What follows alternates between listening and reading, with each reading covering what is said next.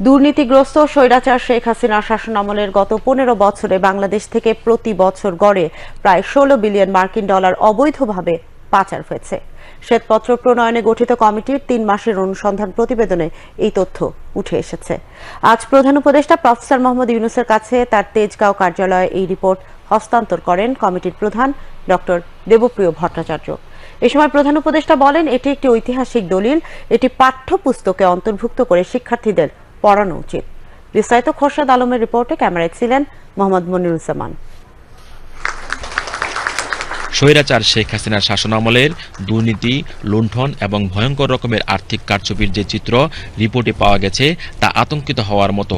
শ্বেতপত্র প্রণয়নে গঠিত কমিটি গত 15 বছরে বাংলাদেশ থেকে প্রতি বছর গড়ে প্রায় 16 বিলিয়ন মার্কিন ডলার পাচার হওয়ার তথ্য পেয়েছে। প্রধান উপদেষ্টা প্রফেসর মোহাম্মদ ইউনূস কমিটির প্রতিবেদনকে যুগান্তকারী আখ্যা দিয়ে বলেন, এটি জনসাধারণের জন্য প্রকাশ করা উচিত এবং পাঠ্যপুস্তকে অন্তর্ভুক্ত করে শিক্ষার্থীদের পড়ানো উচিত। সকল স্তরে, কলেজ বিশ্ববিদ্যালয় স্তরে সকল বিষয়ের পাঠ্যকে দরকার, জিনিসটা শুধু বোঝার জন্য যে এটা কিভাবে হয়, কেন হয়, এটাকে জানার জন্য। প্রধান উপদেষ্টা প্রতিবেদনটিকে ঐতিহাসিক দলিল হিসেবে আখ্যা দেন। এটা ঐতিহাসিক দলিল, কি বলার জন্য যেহেতু ঐতিহাসিক দলিল শুধু তথ্যপত্রের ভিত্তিতে এবং বিভিন্ন অংশীজনের মতামত একত্র করে আজকে যে শ্বেতপত্রটি আমাদের সামনে আছে তা শুধুমাত্র অতিরিক্ত বিদ্যমান অর্থনৈতিক পরিস্থিতির মূল্যায়ন করছে না, একই সাথে বর্তমান সরকারের সংস্কারের যে উদ্যোগ নিয়েছে তার ভিত্তিও রচনা করেছে।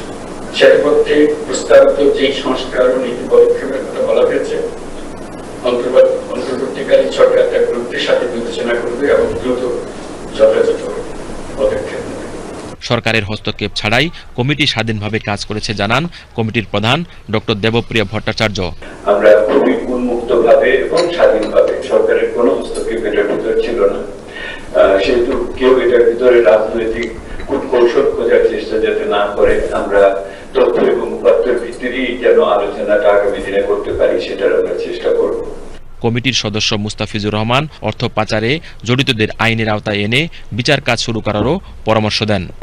বিভিন্ন ধরনের কারসাজি করে প্রকল্পের অপব্যয় বাড়ানো হয়েছে এবং পরবর্তীতে যেটা দেখা গেছে যে প্রথমে যেসব ফিজিবিলিটি স্টাডি করা হয়েছে সেখানে যে রিটার্ন যেটাকে হিসাব করা হয়েছে, economic, financial, cost benefit analysis, এগুলোকে কোনো পরিবর্তন না করেই এগুলোর আকার বাড়ানো হয়েছে। এটার একটা বড় টাকা বাইরে চলে গেছে। আমরা একটা হিসাব করেছি যে এটা প্রায় 16 বিলিয়ন ডলার বলে এটা গিয়েছে। কমিটির আরেক সদস্য একে এনামুল হক বলেন, গত 15 বছরে বার্ষিক উন্নয়ন কর্মসূচির 40% অর্থ লুটপাট হয়েছে। মোটামুটি ভাবে 10-15 বছরে যেটা দেখেছি সেটা হচ্ছে প্রায় 7 লক্ষ কোটি টাকার এডিপি এক্সপেন্ডিচারের হাইয়েস্ট 40% দুর্নীতির অংশ। বিদ্যুৎ খাতের অনিয়ম ও দুর্নীতির চিত্র তুলে ধরেন কমিটির সদস্য এম তামিম।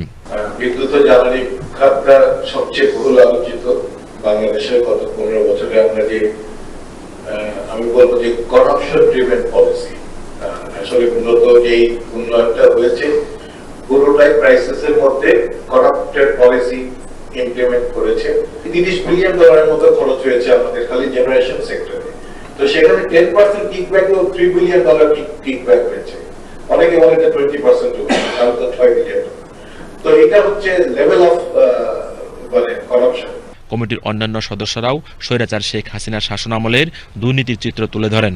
ট্যাক্স এক্সেম্পশন আছে প্রায় 6% অফ জিডিপি এবং ট্যাক্স এক্সেম্পশন গুলো কোনো যৌক্তিকতা ছাড়া, রেশনালাইজেশন ছাড়া, সেখানে কিন্তু কিছু কিছু গোষ্ঠীকে, যেটা আমরা রিপোর্টেও দিয়েছি, অনেক পরিমাণে ট্যাক্স এক্সেম্পশন দেওয়া হয়েছে। এবং এই ট্যাক্স এক্সেম্পশনটা যদি আমরা অর্ধেকে নামিয়ে আনতে পারি একটা রেশনালাইজ করে, তাহলে আমাদের শিক্ষা বাজেট ডাবল করা সম্ভব, এখনকার যে হেলথ বাজেট সেটি আমাদের 3 গুণ করা সম্ভব। সরকারের ভিতরে এরকম একটা প্রবণতা ছিল যে তারা পাবলিক ইনভেস্টমেন্টকে যতটা এনকারেজ করার চেষ্টা করেছে, প্রাইভেট ইনভেস্টমেন্ট হয়তো অতটা বা যেরকম হয়নি। সে কারণে দেখতে পেয়েছি আমরা গত 15 বছর ধরে প্রাইভেট ইনভেস্টমেন্টের কিন্তু মোটামুটি একই জায়গার মধ্যে রয়ে গেছে। দুর্নীতির দুষ্টচক্র সব স্তরে গেড়ে বসেছে, রাজকোষে পুরোপুরি জমা হয়নি করদাতার টাকা, উন্নয়নের নামে ভ্যানিটি প্রকল্প অগ্রাধিকার পেয়েছে, অনিয়ম নিয়ম হয়েছে, অযোগ্য মেধাকে হারিয়েছে, সরিষার ভিতরে ওদের রাত চলেছে। রিপোর্ট হস্তান্তর অনুষ্ঠানে অর্থ উপদেষ্টা সালেউদ্দিন আহমেদ, বাংলাদেশ ব্যাংকের গভর্নর আহসান এইচ মনসুর, মুখ্য সচিব সিরাজ উদ্দিন মিয়া এবং সিনিয়র সচিব লামিয়া মুর্শিদ উপস্থিত ছিলেন। প্রতিবেদনটি শিগগিরই জনসাধারণের জন্য প্রকাশিত হবে। খুরশেদ আলম, বাংলাদেশ টেলিভিশন। এদিকে সন্ধ্যায় ফরেন সার্ভিস একাডেমিতে অর্থনৈতিক শ্বেতপত্র নিয়ে সাংবাদিকদের ব্রিফ করেন প্রধান উপদেষ্টার প্রেস সচিব শফিকুল আলম।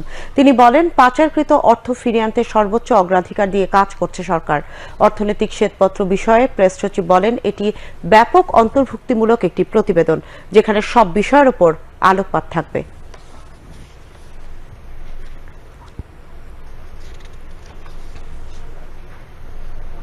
এটার একটা নামও দিয়েছেন ওনারা এই রিপোর্টটার, dissection of a development narrative. যে উন্নয়নের যে গল্পটা করেছিল সেটাকে ওনারা আসলে পোস্টমর্টেম করেছেন। এই পোস্টমর্টেমের মাধ্যমে যেটা বেরিয়ে আসছে এটা একটা ভয়াবহ চিত্র। আমাদের চোখের সামনে, পুরো বাংলাদেশের মানুষের চোখের সামনে দিয়ে একটা লুটপাট চলেছে, একটা লুটপাটতন্ত্র জারি হয়েছে এবং আনফর্চুনেটলি আমাদের অনেকে এটার বৈধতাও দিয়েছেন। তো যার ফলে যেটা হয়েছে যে এটার আলটিমেট আউটকামে আপনারা দেখেছেন কত বিলিয়ন ডলার এটা বাইরে সাইফন অফ হয়েছে। এটা ওরা একটা এস্টিমেটও দিয়েছে। আমরা আশা করছি এটা খুবই কম্প্রিহেন্সিভ একটা রিপোর্ট হবে এবং সব কিছুতেই পরেই এটার একটা আলোকপাত থাকবে। যে এই টাকাগুলো বাইরে চলে গেছে, এটা আমাদের গভর্নমেন্টের একটা অন্যতম কমিটমেন্ট।